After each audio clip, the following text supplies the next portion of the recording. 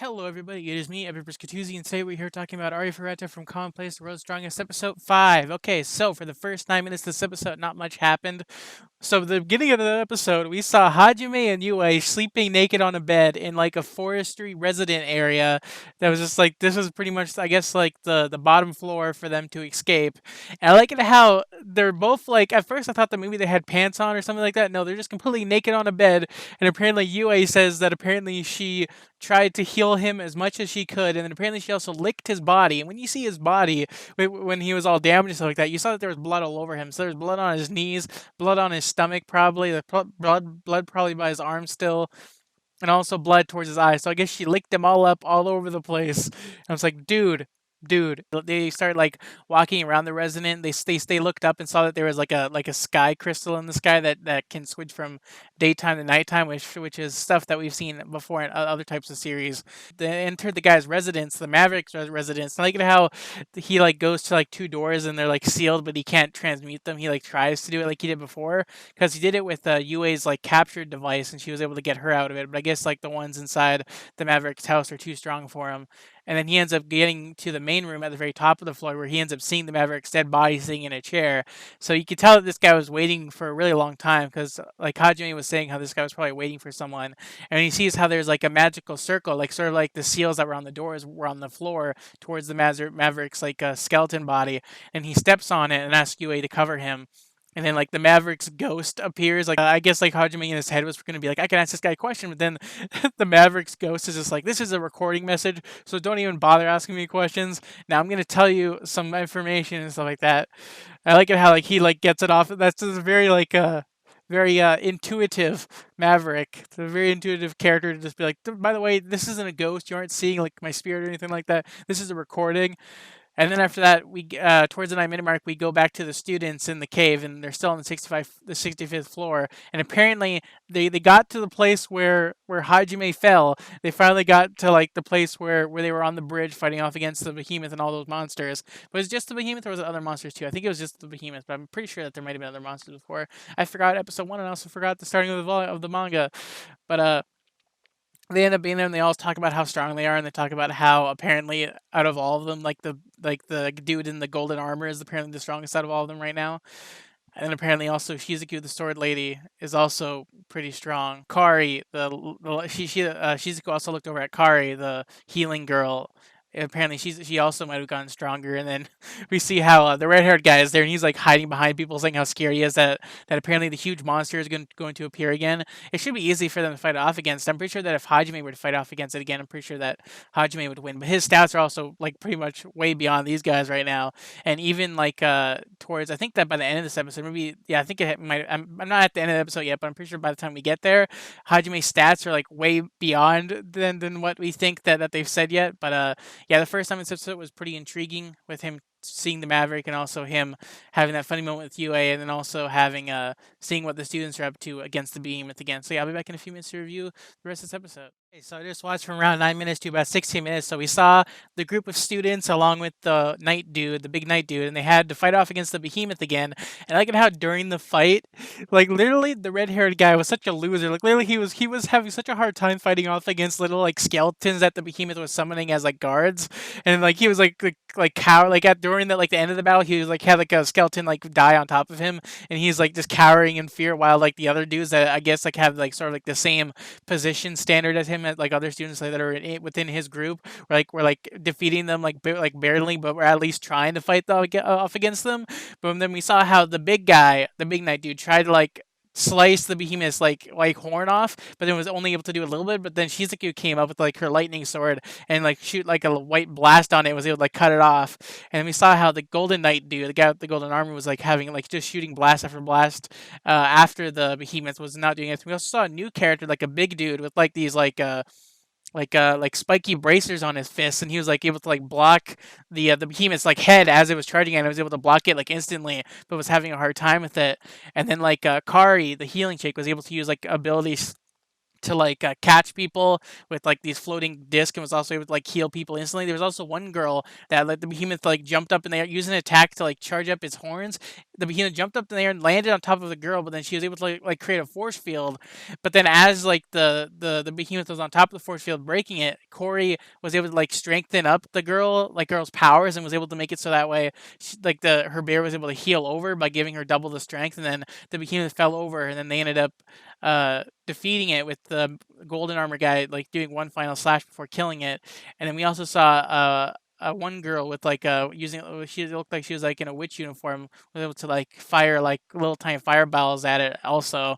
And I think that girl, the witch chick, I think that the one with the staff, I think she's the girl in the 6th volume of the light novel, like the cover picture of it.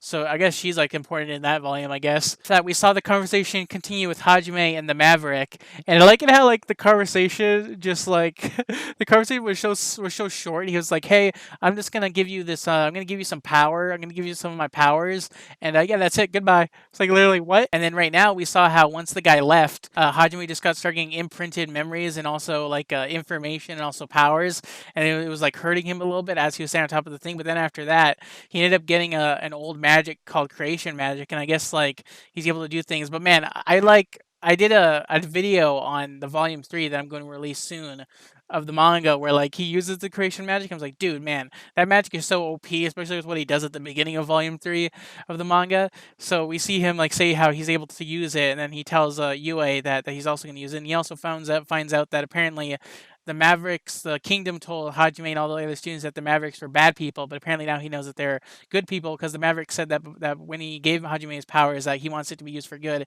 and not for evil. Hajime like says that he doesn't really care about the world and stuff like that, and asks Yue if she cares about the world at all, and she said that she doesn't care about anything but him.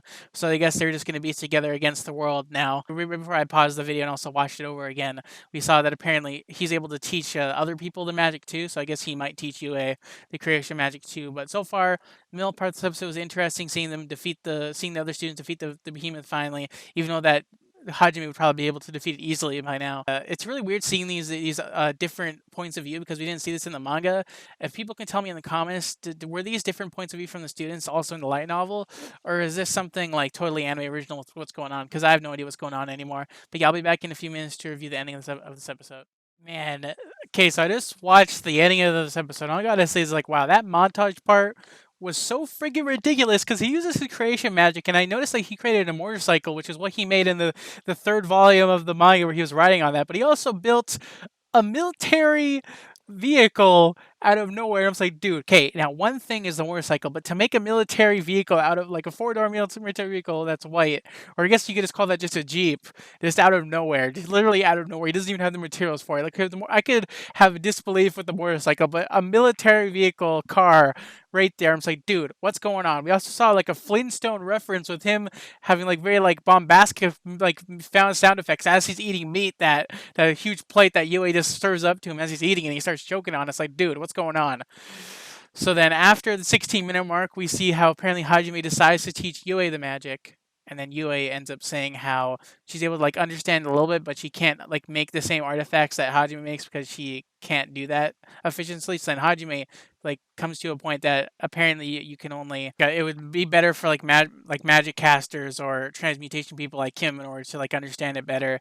So then after that, we see him go over to like the Mavericks learning room, or I guess like library, in order to like learn information and also understand things. Then he ends up finding like transcripts for the magic circles that are around the place and stuff like that. We also saw him bury the Maverick like in like the garden, and then UA's suggestion was for fertilizer and stuff like that. We also saw him like take things from the body. We see him took a ring, and apparently the ring is able to like open up like the what was it, the shed room that had a whole bunch of materials in it for him to look into. So we saw him go into that room, and we see him decide that they need to like stay in this place for a lot longer in order to like learn like everything that there is to learn in his home. So we saw him do that by using the things in the library and stuff like that, and also like using the materials in the material room. And then after that, we saw them go to do the hot spring. At the beginning of this episode, we saw how Hajime said that he wants to go into the hot spring by himself and bathe alone. But then at the end of the episode, Yue goes in with him, and like, man, this side of him, this side of Hajime being very embarrassed, I don't recognize at all because he doesn't seem this embarrassed like at all in the manga. So seeing it here is very weird to me because like you see him blushing, you see him like being very like awkward looking at Yue naked and stuff like that, and then Yue ends up expressing her love to him by saying how like he's allowed to look at her, and then she like stands up in front of him and says, "Oh, look at me in all of her naked glory," and then he ends up just staring at her, and man, like she like jumps on him, and then he's just like your thing's touching me, and then like he has like a very like loud noise that he does, and I'm like, dude, this is so weird for me to see Hajime act this way, like especially that noise. It was so funny and weird because like this is so weird for me to see. Like, is he like this in the light novel? Because this seems nothing like him to me. I guess it's just for anime thing for us to show. We see them go to the Maverick's room that he had with the magic circle, and they decide to apparently that's the escape route for them to leave the room. And then we see how he ends up telling Yue, just sort of like my assumption I had in the middle parts of in my review, where I said how apparently it's going to be them against the world, and then Hajime says how the Kanim's probably going to like want to look for them and probably going to be weirded out by his like technology that he's making and advancing and stuff like that, and they're also going to be after them because of them getting the power within this room. Because I guess that it's either they would know that he has the power, or they'll know when the other students get to this portion of the labyrinth, which is going to be a while, especially with how it took them months to get to the 65th floor, or maybe like the time difference between them and Hajime is it the same difference? Like, are we seeing like them at the present day with him, or is this like very like weird like time difference? Because they don't tell us, so I really want to know what the time difference is. Because if them leaving is the same as them on the 65th floor, then it would make sense to me.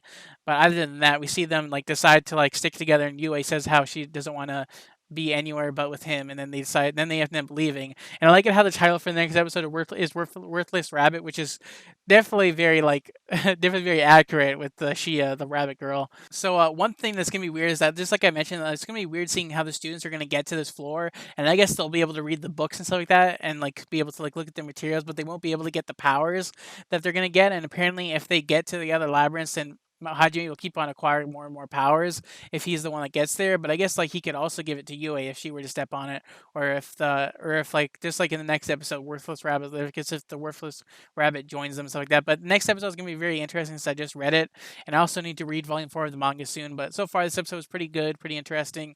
Definitely just a very informative episode. I guess we saw action with the students facing off against the behemoth in a way. I can't wait to see what happens in the next episode. Since I read it, I'll know what the stuff that happens and hope that it happens the same way, because it's going to be pretty cool and funny moments here and there if they do it with what I saw. But yeah, if you enjoyed my thoughts on my opinions, stuff, leave a like. If you didn't enjoy this whatsoever and you dislike, and yeah, I'll see you guys in the next review of this or any other stuff that I might do. And yeah, bye. See you later.